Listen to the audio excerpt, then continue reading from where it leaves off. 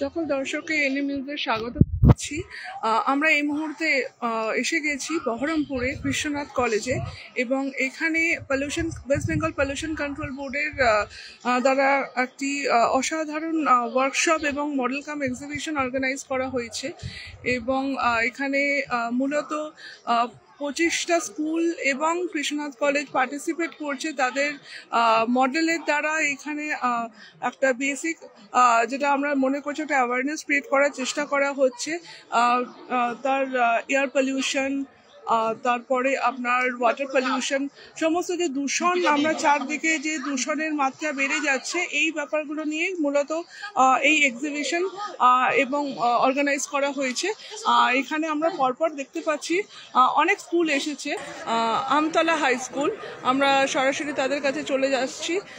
এখানে স্টুডেন্টরা রয়েছে, তারা তাদের মডেল বানিয়ে এনেছে এবং আমরা সরাসরি তাদের কাছ থেকে একটু শুনে নেওয়ার চেষ্টা করব তাদের বক্তব্য কি, তাদের বার্তা কি আমাদের সমাজের কাছে।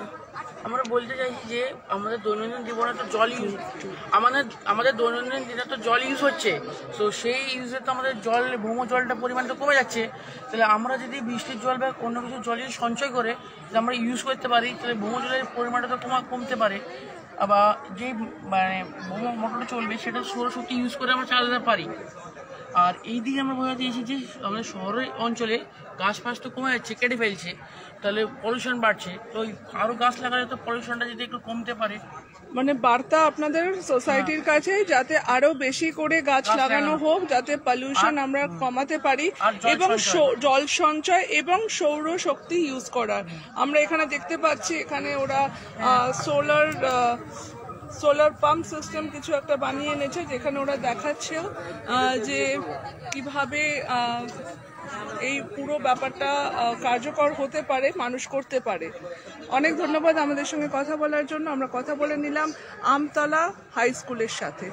আমরা এই মুহূর্তে রয়েছি কৃষ্ণনাথ কলেজে এবং এখানে ওয়েস্ট বেঙ্গল পলিউশন কন্ট্রোল বোর্ডের উদ্যোগে একটি এক্সিবিশনের আয়োজন করা হয়েছে এবং আমরা প্রত্যেকটা স্কুলের সঙ্গে কথা বলছি এবং আরও অনেক স্কুল হয়তো বাকি রয়ে গেল। আমরা আবার চলে আসব তাদেরকে নিয়ে আপনাদের সামনে এবং তুলে ধরার চেষ্টা করব তারা কি মডেল রেডি করার চেষ্টা করেছে।